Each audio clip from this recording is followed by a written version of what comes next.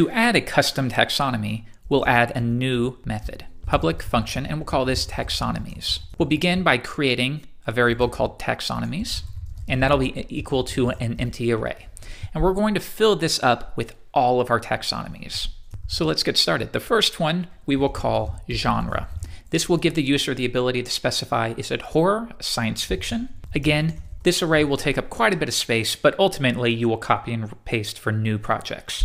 Let's do some of them together. Query var. Again, how can we query this custom taxonomy if we need to access it from within a theme? And we'll call this movie genre. Next, do we want to rewrite the URL? Sure, we'll do that.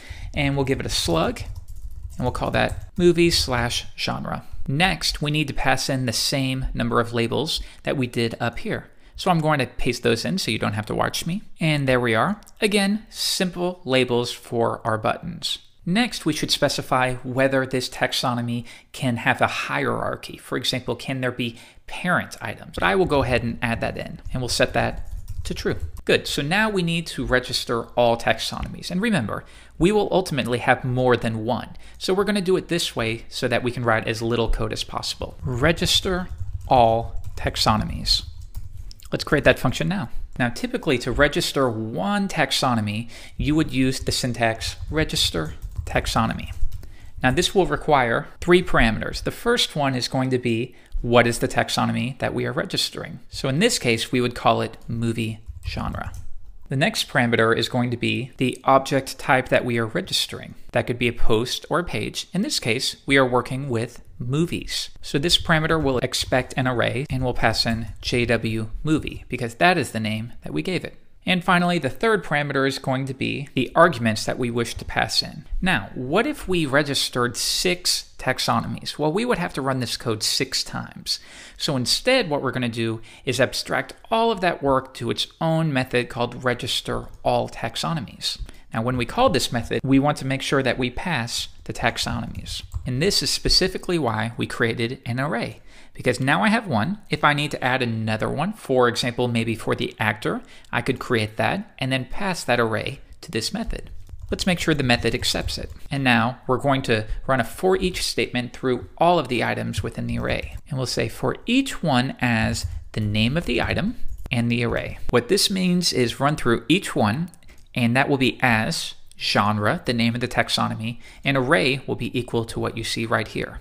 And then it'll go and find any other items within our array. And now we will paste that in. The only thing left to do is replace this hard-coded information. That will now be name. The object type will still be JWMovie, and the arguments will be the array. With that in place, we now only need to call our taxonomies method to get the ball rolling. And we'll do that within the constructor method.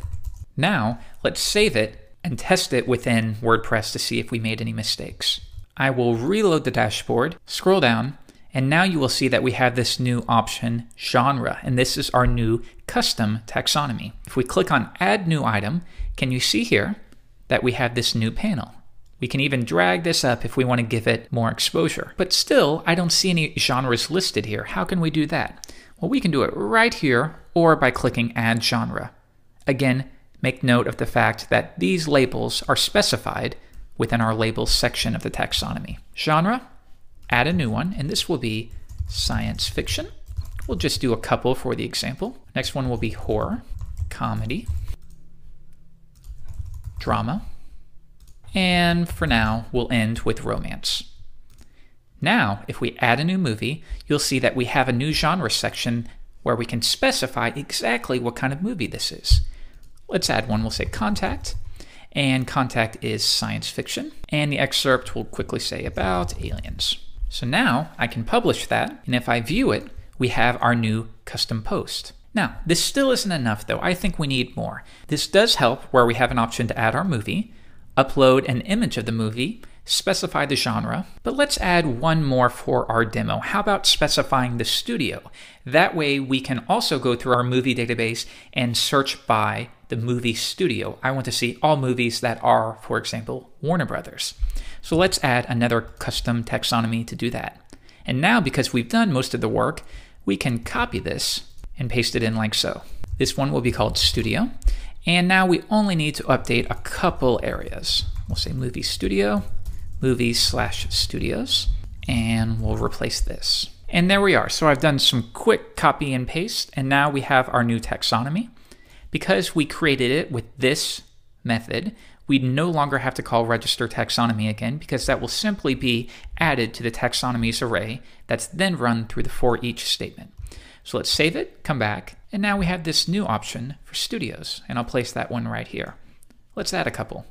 Warner Brothers, and we'll do Imagine, and we'll keep it at that.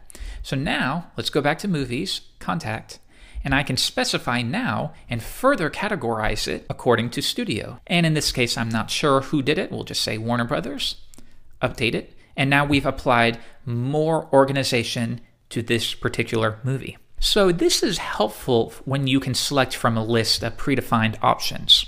But what if we have things that can't be set? For example, the movie length. That's going to be unique for every movie.